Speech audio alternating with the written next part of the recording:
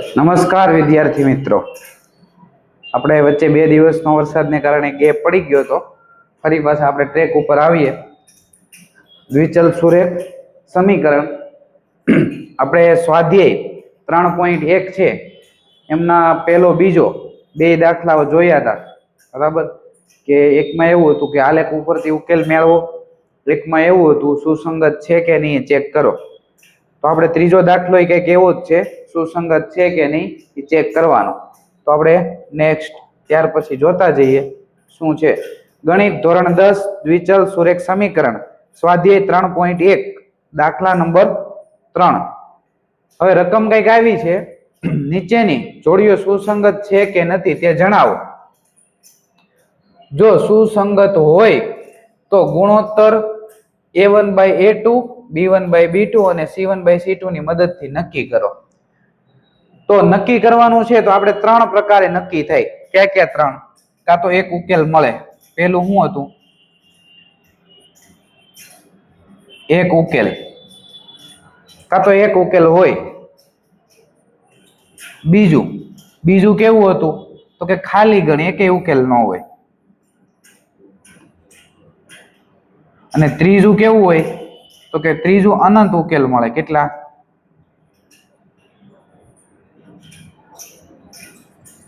આ 3 માંથી એક વસ્તુ પોસિબલ હોય. તો આ 3 માંથી એક છે, આપણે ચેક કરવાનું છે કે આમાં શું લાગુ પડે. તો એ કોના આધારે પડે છે એ આપણે જોતા જઈએ. શરત કઈ છે? તો શરત આવી હતી કે a1/a2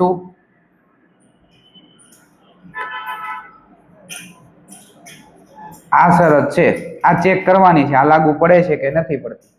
તો જોઈએ સમીકરણ 1 શું છે? 3x + 2y = 5. બીજું સમીકરણ શું છે? 2x - 3y = 7. અહીંયા a1 b1 અને c1 લખી દઉં. a1 આ, b1 આ અને c1 આ. હવે જો આને બરાબરની આ બાજુ લાવો તો આ કેવા થઈ જાય? માઇનસ. અહીં એ લખવા પડશે ને, કેમ કે આને કયા સ્વરૂપે, એનું વ્યાપક સ્વરૂપ શું છે તો કે a1x + b1y + c = 0.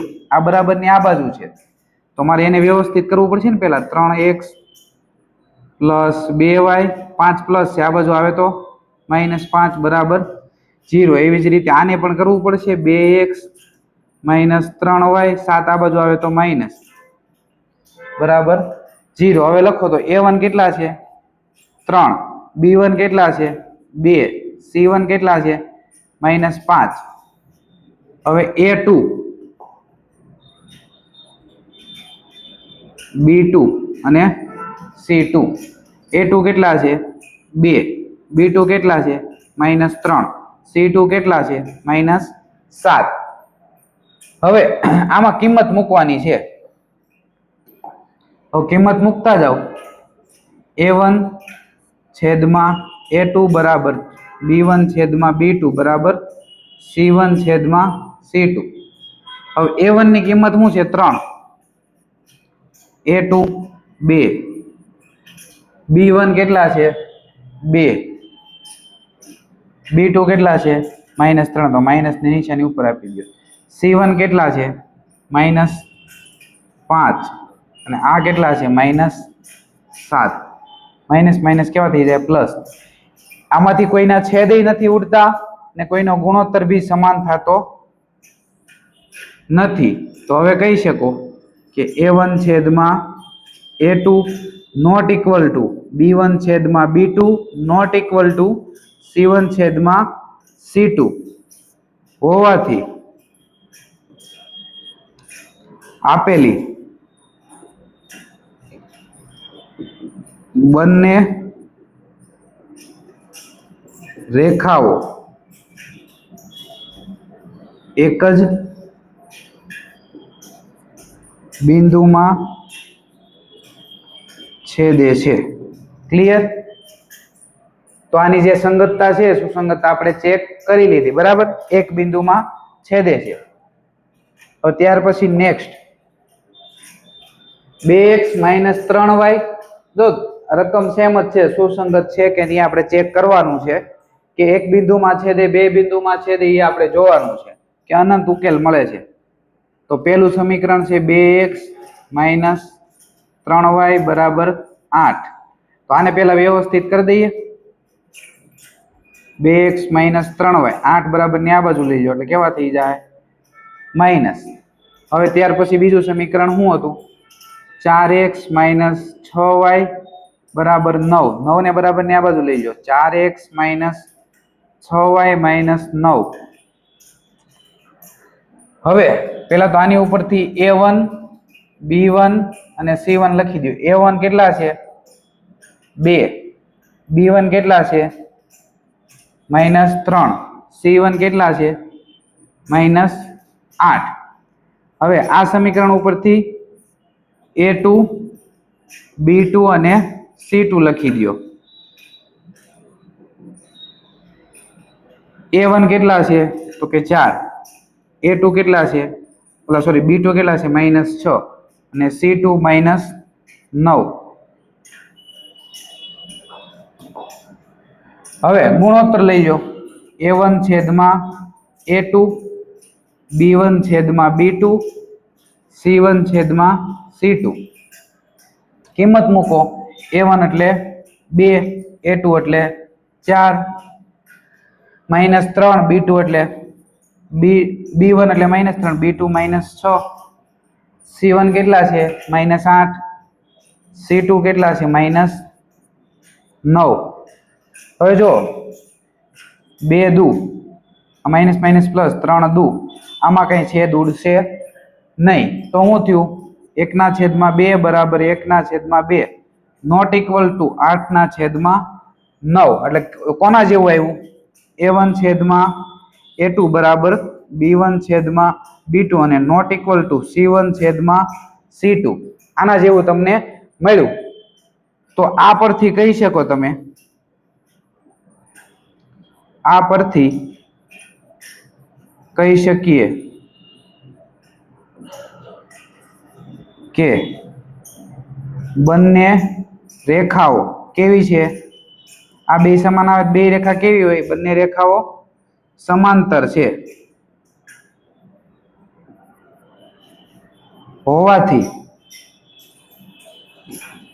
એક પણ ઉકેલ મળશે નહીં. બંને રેખાઓ સમાંતર હોવાથી એક પણ ઉકેલ મળશે નહીં. કારણ એનું શું છે કારણ એ છે કે રેલવેના બે પાટા હોય ટ્રેક આ રીતે તો એ ક્યારેય ભેગા આ રીતે થાય નહીં. એવી રીતે આ બે રેખાઓ છે સમાંતર હોવાથી આનો એક પણ ઉકેલ મળશે નહીં. નેક્સ્ટ હવે આમાં જો આ વ્યવસ્થિત જોજો. આને આ રીતે રકમ આપેલી છે +3/5y બરાબર 7. અને પેલા વ્યવસ્થિત કરી દો 3/2 7 બરાબર ને આ બાજુ લઈ આવો તો કેવા થઈ જાય માઇનસ. હવે બીજું સમીકરણ શું છે તો કે 9x - 10y બરાબર 14. 14 ને બરાબર ને આ બાજુ લઈ લો 9x - 10y -14 બરાબર 0. હવે a1 a2 b1 b2 લખી દો. a1 b1 c1 a2 b2 અને c2. હવે જો અહીં લખો a1 3/2 b1 3/5 અને c1 છે -7 બરાબર. હવે અહીંયા a1 a2 9 b2 -10 અને c2 -14 આ મળી ગયા a1 a2 b1 b2. હવે ત્યાર પછી આપણે ગુણોત્તર લઈએ a1 છેદમાં a2 b1 છેદમાં b2 અને c1 છેદમાં c2.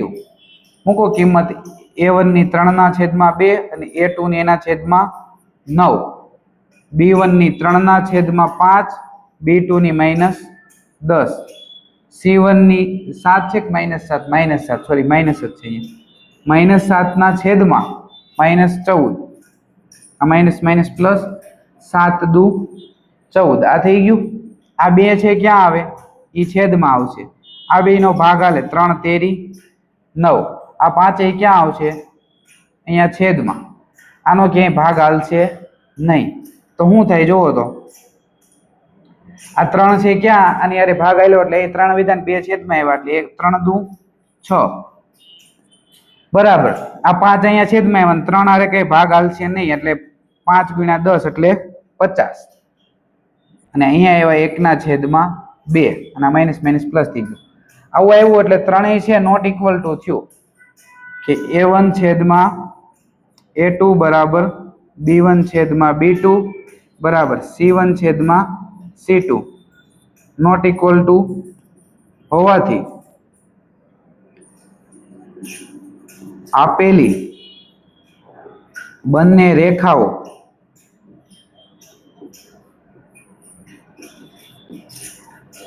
એક બિંદુમાં છેદે છે। આના ઉપરથી તમે કહી શકો કે આનો ઉકેલ છે એક બિંદુમાં આ રેખા છેદ છે। આ દાખલા નંબર 3 છે બરાબર, એનો પેટા દાખલા નંબર 3 હતો। ક્લિયર એટલું? હવે ત્યાર પછી રકમ છે 5x માઇનસ 3y બરાબર 11। તો પેલા આને વ્યવસ્થિત કરી દઈએ। 5x માઇનસ 3y 11 આ બાજુ આવે તો માઇનસ બરાબર 0। ત્યાર પછી શું હતું? માઇનસ 10x પ્લસ 6y બરાબર માઇનસ 22। આને વ્યવસ્થિત કરી દઈએ। માઇનસ 10x પ્લસ 6y 22 આ બાજુ આવે તો કેવા થઈ જાય? પ્લસ। હવે આપણે દર વખતેની જેમ a1 a2 b1 b2 લખી દો। a1 b1 અને c1। a1 કેટલા થાય? 5। b1 કેટલા થાય? -3। c1 કેટલા થાય? -11। a2 b2 અને c2 લખી દો। a1 કેટલા છે? -10। b2 કેટલા છે? 6 અને c2 કેટલા છે? 22। હવે ગુણોત્તર લઈ લો। a1 છેદમાં a2 b1 છેદમાં b2 c1 છેદમાં c2 થઈ ગયું। હવે a1 કેટલા છે? 5। a2 કેટલા છે? -10। આ કેટલા છે? -3 છેદમાં 6।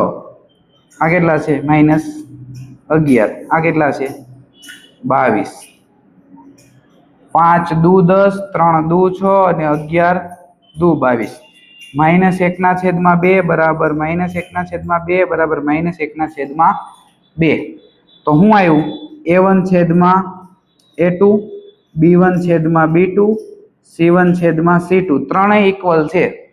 તો આ શરત પરથી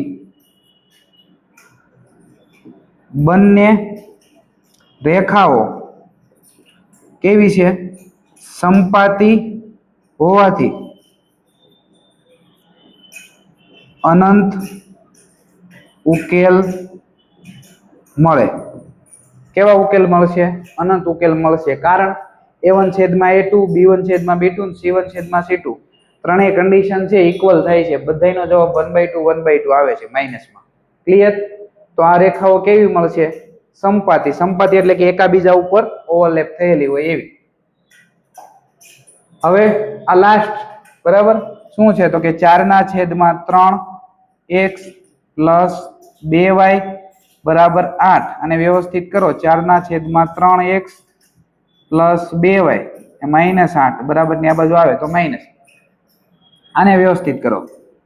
2x પ્લસ 3y બરાબર 12। 12 ને બરાબર ની આ બાજુ લ્યો પ્લસ 3y 12 પ્લસ હતા આ બાજુ આવે તો માઇનસ। હવે લખી દઈએ a1 b1 અને c1। અહીંયા લખી દઈએ a2 b2 અને c2।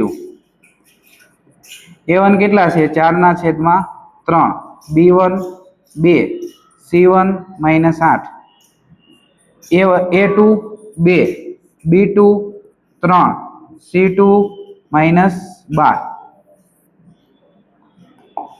હવે આપણે ગુણોત્તર લઈ લઈએ દર વખતની જેમ a1 છેદમાં a2, b1 છેદમાં b2 અને c1 છેદમાં c2. તો a1 ની કિંમત કેટલી છે? 4 ના છેદમાં 3. એના છેદમાં કેટલા આવશે? 2. b1 છેદમાં b2 કેટલા છે? 2 ના છેદમાં 3.